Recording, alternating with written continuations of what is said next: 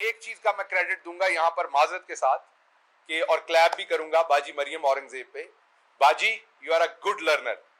मैं आपका बहुत शुक्रगुजार हूं कि 3-4 प्रेस कॉन्फ्रेंसेस में बताया मैंने कि आप उंगलियां घुमाती हैं। कल की प्रेस कॉन्फ्रेंस में आपने बिल्कुल उंगली नहीं उठाई। आप देख सकते हैं 2 दफा आप उठाने लगी, आपने नीचे कर दी। तो thank you so very much, you are a good kid, you really learn fast and I really appreciate कि कम से कम आपने अपनी कोई एक गलती सुधारी है। बहुत ही बदतमीज लगती थी बाजी, मैं आपको सच में बता रहा हूं, इतनी बदतमीज लगती थी आप कि आप अगर कोई मर्द होता तो मैंने और लफ्ज इस्तेमाल करना था। आप क्योंकि हमारी बहन है तो आप बहुत बदतमीज लगती थी। एक आपकी आंखें बाहर होती थी और एक उंगली बाहर होती थी, तो बहुत बदतमीज लगती थी आप। तो thank you so much for the good learning.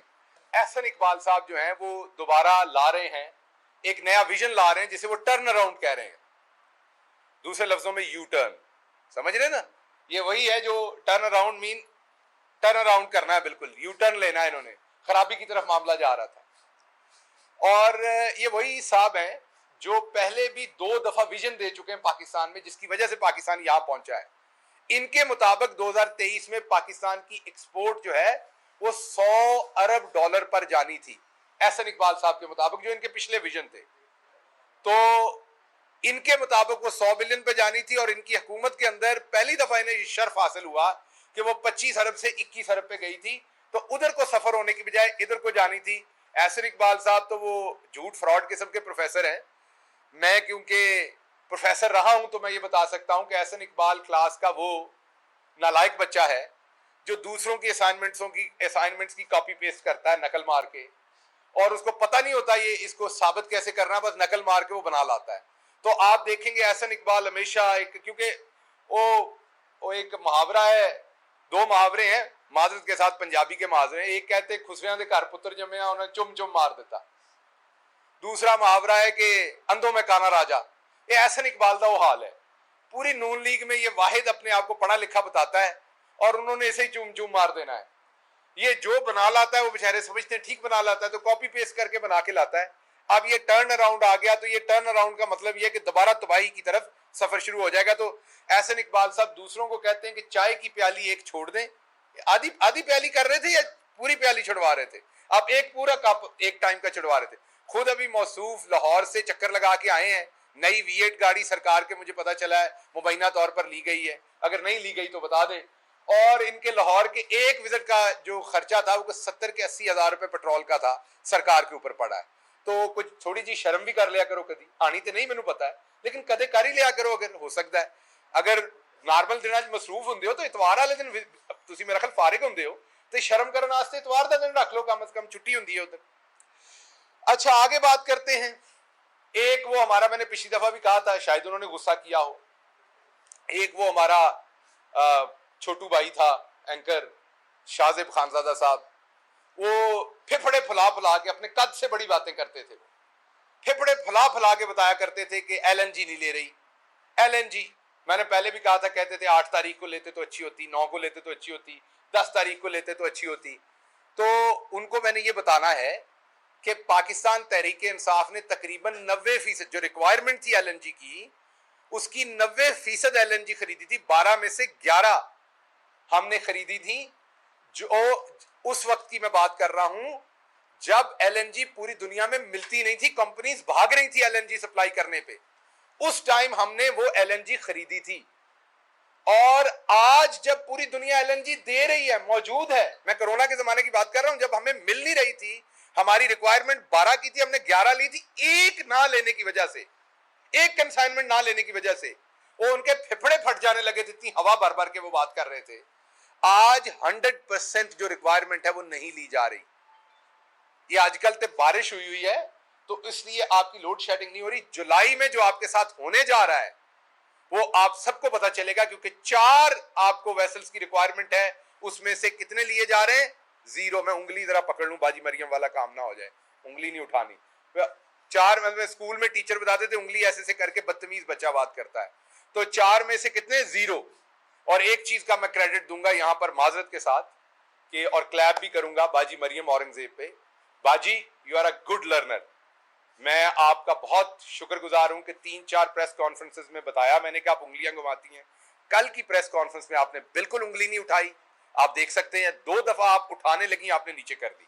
तो thank you so very much, you are a good kid, you really learn fast and I really appreciate कि कम से कम आपने अपनी कोई एक गलती सुधारी है। बहुत ही बदतमीज लगती थी बाजी, मैं आपको सच में बता रहा हूं, इतनी बदतमीज लगती थी आप कि आप अगर कोई मर्द होता तो मैंने और लफ्ज इस्तेमाल करना था, आप क्योंकि हमारी बहन है तो आप बहुत बदतमीज लगती थी। एक आपकी आंखें बाहर होती थी और एक उंगली बाहर होती थी, तो बहुत बदतमीज लगती थी आप। तो thank you so much for the good learning. अब आगे चलते हैं जी। एक रेस चल रही है, बहुत ही तेजी से रेस चल रही है, और उसके लिए मैंने एक दो डोनर्स के साथ बात की है। हम जल्दी इंशाल्लाह एक सोने का ताज बनाएंगे, वो डोनेशन देंगे। 3 लोगों के दरमियान रेस चल रही है। नंबर 1 पे हमेशा हमारी बड़ी वाली बाजी मरियम सफदर है, पीछे बाजी मरियम औरंगजेब है, और अब मिफ्ता इस्माइल भी पीछे दौड़ रहे हैं कि झूठ बोलने में आगे कौन निकलेगा। तीनों के दरमियान में एक बेहंगम रेस है, और जल्दी इसका फैसला होगा मेरा ख्याल, और होगा तो उसको ताज पहनाएंगे। एक दो डोनर से मैंने बात की है कि वो सोने का एक ताज बना के पहनाना है कि इनमें सबसे बड़ा झूठा कौन है। अगला हमें फेफड़े फैला फैला के कुछ लफाफे बताते थे, और पाकिस्तान के अंदर जो नून ग्रुप है वो भी बताता था कि आप आइसोलेट हो गए। चाइना ने 17 मुल्कों को अपने मुल्क में बुलाया, जिसमें ईरान और इंडिया भी शामिल थे। उन 17 मुल्क में पाकिस्तान का नाम शामिल नहीं था। पंजाब स्पीड नहीं था बेचारा, पता नहीं चाइना वाले डर गए कि उधर स्पीड में ना निकल जाए कहीं आगे। बुलाएं चाइना, स्पीड इतनी हो किसी और मुल्क ना जा पहुंचे। स्पीड ज्यादा ना, रुकता नहीं है, सुबह 7 बजे उठ के निकल पड़ता है। तो पाकिस्तान को नहीं बुलाया, हमें बताया जाता था आप आइसोलेट हो गए। अब मैं याद करा दूं कि कोरोना के बाद जो पहले हेड ऑफ स्टेट्स मिले थे 3, उनमें इमरान खान एक थे, चाइनीज प्रेसिडेंट के साथ। अब मैं दोबारा याद करवा दूं आपको कि आफ्ताब इकबाल साहब पाकिस्तान के एक बड़े माने हुए नाम है, सीनियर सहाफी हैं। उन्होंने अभी एक इंटरव्यू लिया था जो बहुत देखा गया पूरी दुनिया के अंदर। उसमें आफ्ताब साहब ने पूछा था कि चाइना ने कोई एहतजाज नहीं किया। तो आफ्ताब भाई, चाइना इस तरीके से एहतजाज करता है, ये चाइना ने एहतजाज ही किया है। चाइना जब एहतजाज करता है तो ऐसा करता है कि जब वो देखता है कि यहाँ पर भाड़े के टटुओं की हुकूमत है, इंपोर्टेड हुकूमत है, तो वो उन्होंने अपने आप को डिस्टेंस रखा है। हालांकि सीपेक उनका पूरी दुनिया के अंदर एक शोकेस प्रोजेक्ट है, एक सबसे बेस्ट प्रोजेक्ट है, और डेवलपमेंट की कॉन्फ्रेंस हो रही हो तो उसमें आप ये समझे कि पाकिस्तान ना हो तो इससे बड़ी पाकिस्तान की आइसोलेशन क्या है। और इसका क्रेडिट किसको देना है ये भी बता दीजिएगा कि मुझे पता नहीं कि चाइना ने हमें नहीं बुलाया, इसका क्रेडिट किसके जुम्मे आना है, ये भी जरा पूछ के बता दीजिएगा इसका क्रेडिट किसको देना है। अच्छा, अगली बात करते हैं। अभी तक जब से ये हुकूमत आई है इन्होंने क्या किया है। एक तरफ तो इकोनॉमी तबाह की है, एक तरफ तो आपके सामने 2 चीजें चली हैं यहां पर दबादब।